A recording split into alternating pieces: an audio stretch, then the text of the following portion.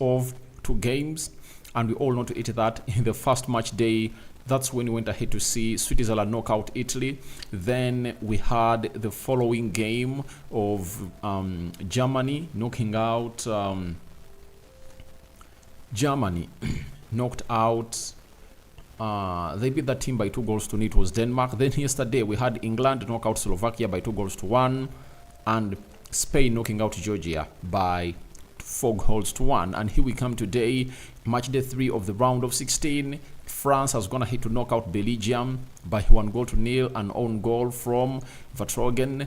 And we are coming next with the game of Portugal versus Portugal is playing which team? Portugal is really coming in the mix, obviously play in here for you.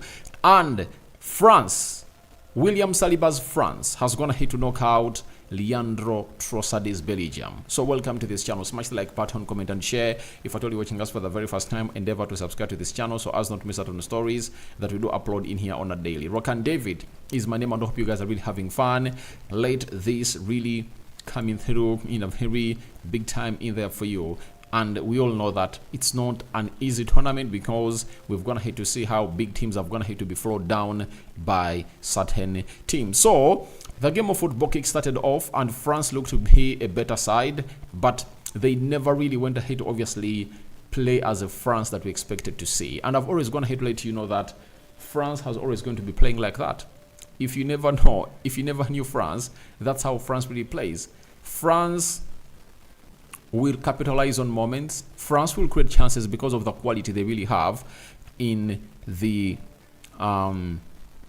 because of the quality they have in the final third of the pitch. And France will always get you a lot of individual brilliancy. That is it on the game. And today, even Belgium tried to match them, but I think they couldn't obviously give them what they really deserved, and it really went out to end in tears for the side of Belgium. And Belgium has gone ahead to be knocked out, and France has gone ahead obviously hit them bad. And this is how the game was in as far as stats we are concerned.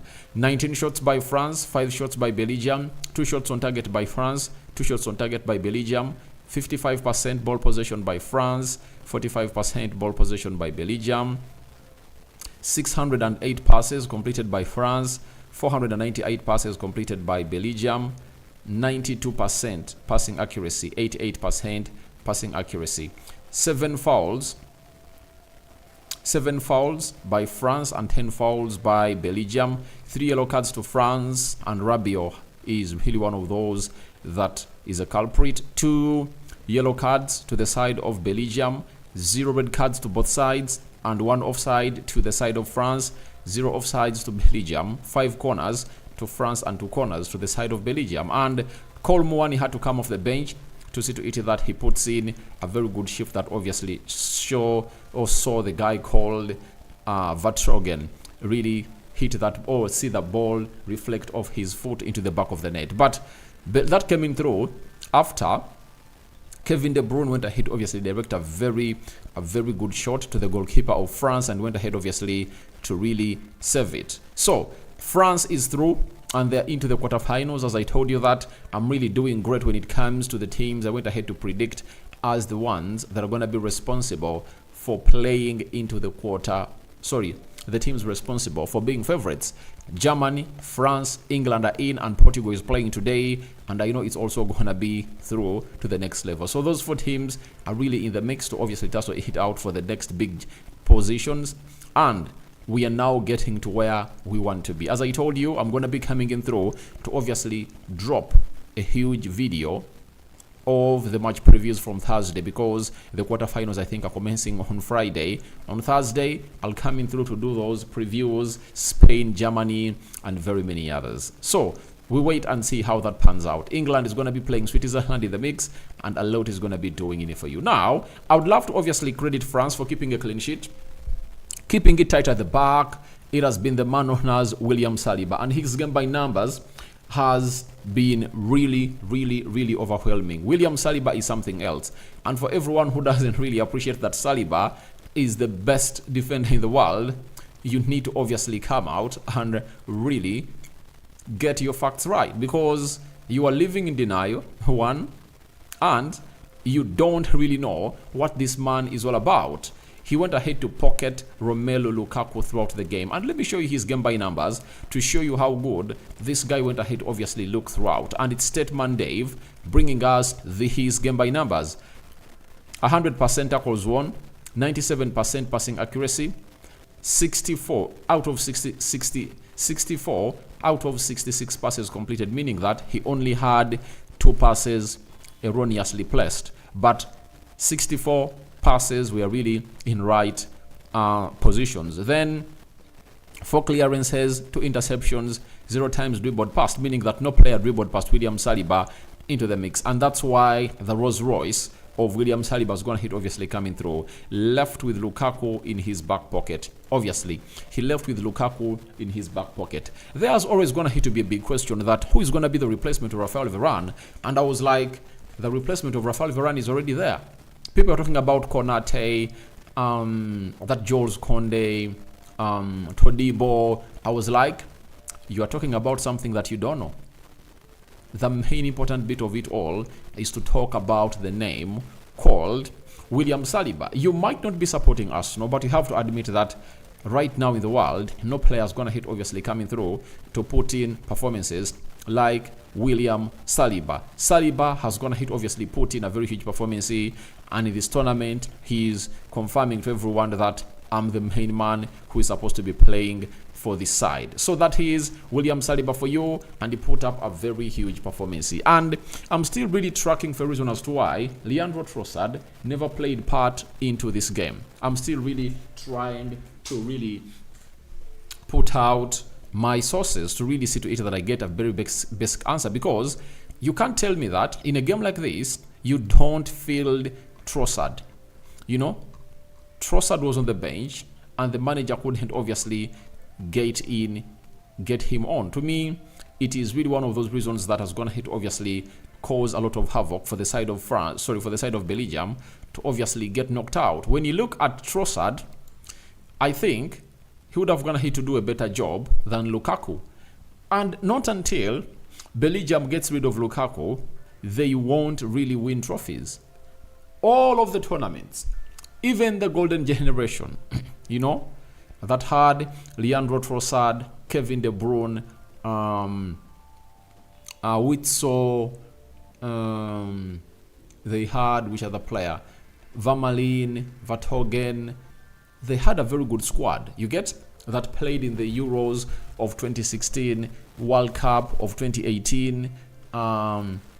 You remember how Lukaku costed his squad, right? Even in the recently concluded World Cup in Qatar, you remember the chances that Lukaku went ahead to miss. In the Champions League final of Inter Milan versus Man City of 2023, you remember what Romelu Lukaku went ahead to do. Lukaku is one of those players that I believe shouldn't be playing for the Belgian national team. People might find it as I'm having an agenda on Lukaku, but to play Lukaku in that position, I would rather put there Leandro Trossard. I tell you, I would rather put there Leandro Trossard. That is it.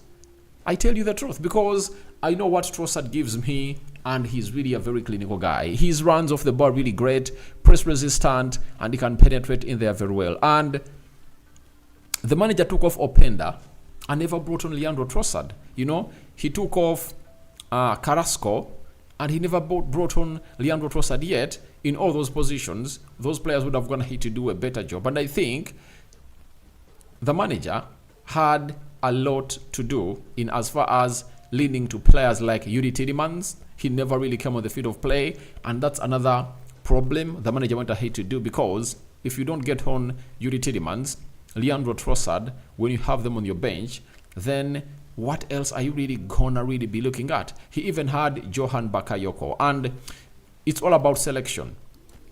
It's all about selection and decision making on who to obviously bring in through for the club or to play for the country of Belgium, and not. And it looks like this man is really very troublesome, like the manager of England, because for me, the manager of England is the problem as to why England is not really going far and far and far and far into these tournaments, because of the way he comes out and selects these players. Now, even the coach of Belgium is to blame, because he had quality off the bench that he never went ahead to use. I think he reached an extent right? Because France scored when there were like 5 minutes to go, to make the full 90. And he was like, let me not really make these substitutes, I'll make them during extra time. And the moment France scored, that's when the manager would have gone ahead to say, all right, take off Lukaku, you get on Leandro Trossard. You get? At least let Trossard really play those minutes and see how he obviously operates, because we've seen him play for the Arsenal side, leading the line, and he has been really very pivotal. If he doesn't really get you an assist, he'll get you a secondary assist or a goal. That is Trossard for you. And when you look at France, for them, their man got to know that I'm having Cole Moani, and he brought him on the field of play and produced a moment of magic. But I think it is really hard to come out and not blame the manager, Tedesco of Belgium, because he had quality that he left unused. You have players like Yuri Tielemans on the bench that can produce a moment of magic, and you don't obviously get them on the field of play. I think would have gone ahead to do better and better and better. Would have gone ahead to do more better than how he went ahead, obviously showcase himself into the Düsseldorf Stadium, where they lost by 1-0. Now, Belgium is out, meaning that players like Kevin De Bruyne are going on a holiday. Tielemans, Trossard, Onana has been really a very good player into that game of football, and he had some good stats that he put up. But he's one of those that very many teams are really looking at: Man United, Arsenal, and very many others. So he also goes ahead to obviously leave the Euros, and I think very many teams are really now gonna go after him because he's out of the Euros, and they can obviously start to do business to the level of obviously keeping him around.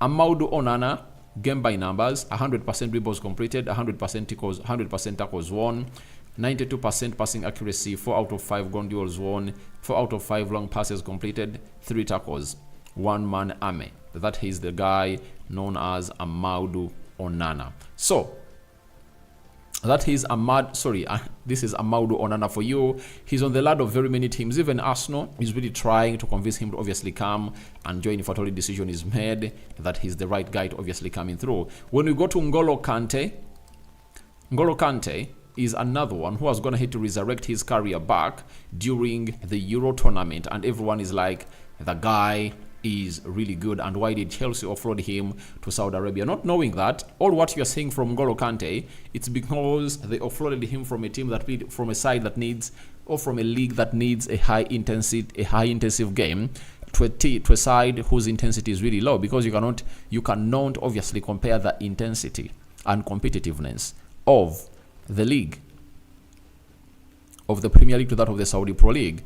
And I think he has a lot of energy, and that's why you see it is doing a lot. 100% dribbles completed, that is N'Golo Kante. 95% passing accuracy, 59 passes completed, 4 duels won, 2 out of 3 tackles won, 2 key passes, 1 cross. That is going to hit to obviously be his game by numbers, and N'Golo Kante has been really great into the mix. Then lastly, let's obviously get in Kevin De Bruyne and see how his game by numbers was into this entire game of football. He's known for scoring goals, 0 assists, 1 shot, 1 chance created, 2 dribbled passed, 5 out of 6 ground duels lost. Oh, very, very bad, 10 times possession lost, He was really looking bad, and Kevin De Bruyne was one of the worst performers on the field of play onto that side of onto that side of Belgium. So that is the guy known as Kevin De Bruyne for you, and has gone ahead obviously put in an alarming performance at that side, because you cannot come out and obviously put out a performance like that and you expect us to come in here and really not talk about it. And this is the time that Man City would obviously come up and make a decision. Sell this guy when you can still get like £100 million from him, because the side of Saudi Arabia wants to come in through and offer £100 million for this guy. So who are you not to let him go? That is it. That is the hugest question Who are you not to let this guy go when he's really having a very, very, very, very bad season? And I tell you, he's not going to get any better. He's not going to get any better. So I think it's high time we obviously took him out. Sorry, Man City sold him. I'm having Lilian 39. Where do you see Trossard in the match? Now, Trossard represents Belgium. Saliba represents France. Even if he has been on the bench and he was not given a chance to come on the field of play, he is really a Belgium player. And France of Saliba has knocked out Trossard is Belgium. That is it. David Sozi, thanks bro for your updates and time. We are watching you from Dubai. We love you. We love you too. Then Baxter, Hamsuti, Saliba man of the match. All right. Cleophas Wanjala. Hi Rokani. Hi my brother for watching in through. So Gary Neville had something to say about this Vertonghen goal that resulted into the huge separation of those two teams that is going to hit to see Belgium go back home and the side of France proceed to the quarterfinals. Neville has said, I think Vertonghen will be really disappointed with the goal, and not just because it gets credited to him as an own goal. He has got to shift up. Kolo Muani doesn't do anything amazing. He's a little bit scruffy on the turn, but he's got to shift up. Once you are 1 or 2 yards off, that's not unlucky. It falls into the category of poor defending, and he knows that. He's an experienced player. It's a big mistake, and he will be devastated. Obviously, because the only position or the only area in the pitch that you are allowed to see a player getting all that space and time is outside the 18 yards box area. But every time a player enters the 18 yards box area, you shouldn't allow him to have that space. You get? You shouldn't allow him to have that space because he can shoot that ball. However bad it is, it can find itself in the back of the net. So that's what Colm is going to hit to do. And the ball is going to hit, obviously, gate off the leg of Vertonghen. And it ended up in the back of the net. And Vertonghen shouldn't be a happy man. Now, let me obviously get into the player ratings for France. And I'm not going to go a lot into the player ratings for Belgium, right? Let me go for France. Maigenem, 7.5. He kept them in the game a lot. You know, all those two shots that were on target were really deadly and sometimes had a very good game reading. Jules Conde, 6.5 out of 10. Theo Hernandez, 6 out of 10. Apa Macano, 7 out of 10. William Saliba, 8 out of 10 for me. Chiomini, 7.5 out of 10. Rabiot, 6.5 out of 10. N'Golo Kante, an 8 out of 10. Antonio Griezmann, 6 out of 10. Kylian Mbappe, 7 out of 10. Thuram, 6.5 out of 10. On the bench, Randall Colomwani came in through, 7.5 out of 10. So that is all those are my ratings for these players, and I really go with William Saliba as my man of the match. I don't know whether you agree with me, but I give Saliba my man of the match because he did the most important job of it all, protecting that goal of France, and he pocketed Lukaku. And Seth Mandeva has gone ahead, obviously excite me a lot when he said that he left with Lukaku in his pocket. Oh my God, that is really very, very, very enticing. Now, Mugume Godfrey, or Mugume Joffrey, for sure, Saliba is a big deal. He pocketed Lukaku. That guy, he's the best player. I like him or hate him. He's the best player, or he's the best defender in the world right now. And one thing Arsenal has to do is to obviously see to it that they see this guy like Arsenal go further in the Champions League. You know, people will continue to obviously give Saliba his props when Arsenal prosper in the Champions League and start winning trophies like the Premier League. Because Saliba, I tell you, if you are to value players in the world, I believe he's the most valuable centre-back in the world right now. You know, that is William Saliba for you. Now, from this game that is going to be played next, that is Portugal versus Slovenia, the winner is going to be facing France in what we call the quarterfinals. Now, let's see how France is lining up. Sorry, let's see how Portugal is lining up tonight. Diego Costa in goal. João Cancelo, right back. Nuno Mendes, left back.